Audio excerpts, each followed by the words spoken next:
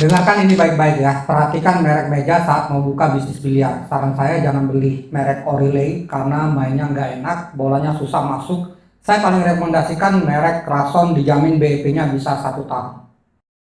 Nah, yang baru saya sampaikan itu namanya persepsi ya. Persepsi ini simpelnya adalah apa yang orang kira dan rasakan tentang sesuatu sebelum mereka benar-benar main di tempat kita. Jadi yang di pikiran kalian, meja itu bukan soal fungsi dulu, tapi soal kesan di kepala konsumen tertentu ya. Sekarang pertanyaannya, meja itu penting nggak sih? Jawabannya penting. Sama pentingnya seperti interior ruangan, penting banget ya. Tapi penting untuk persepsi, bukan penentu hidup matinya usaha. Merek meja, interior, promo itu semua berpengaruh ke kesan awal dan kelas tempat, tapi itu baru lapisan luar. Ada yang jauh lebih menentukan dari merek meja, yaitu pelayanan, sistem waiting list, kejelasan aturan. Ibaratnya gini ya, kalau kalian pelatih sepak bola, pemain harus 11 ya. Mau lapangannya bagus, mau stadion mahal, kalau nggak punya striker ya susah juga cetak gol.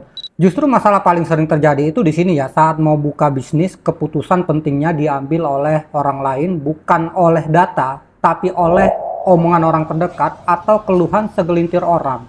Di titik ini yang terjadi sebenarnya adalah korteks melemah, bagian otak yang harusnya mikir logis dan rasional ya. Keputusan diambil bukan karena analisis, tapi karena takut ketinggalan tren, takut dibilang salah, takut sepi. Atau saat bisnis sudah jalan, lalu ada beberapa orang komplain, padahal faktanya yang datang ke tempat kita itu bisa ribuan orang, yang komplain soal meja mungkin 10 orang, tapi karena yang komplain itu vokal, kelihatan jago atau punya pengaruh, langsung dianggap data valid ya. Akhirnya mulai ganti meja, ganti konsep, ganti arah tanpa evaluasi menyeluruh. Jadi apakah merek meja nggak menentukan sama sekali? Bukan begitu ya.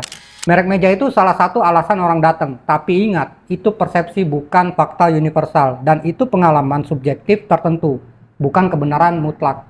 Krason menurut saya itu iPhone-nya meja biliar ya. Dan Orilei yang sudah puluhan tahun eksis. Ada Majestic, merek baru yang terus inovasi. Ada Yalin yang sudah lama dipakai di kejuaraan dunia, belum lagi meja A+, Cosmic, Superpower, dan puluhan merek meja lain. Kalau kalian cuma dengar persepsi orang, kalian justru makin bingung. Urutan paling penting saat buka biliar itu adalah kesiapan pelayanan, kebersihan, ide atau konsep yang unik, sistem dan kejelasan aturan, dan pengalaman main. Baru terakhir itu merek meja ya. Ini yang dilakukan Om Biliar Yogyakarta dan Zone Biliar and Gaming di Cirebon. Merek meja persepsi, yang bikin betah adalah pelayanan. Nah, kalau semua itu sudah siap, silakan hubungi ke sini untuk konsultasi gratis. Salam biliar tanpa judi.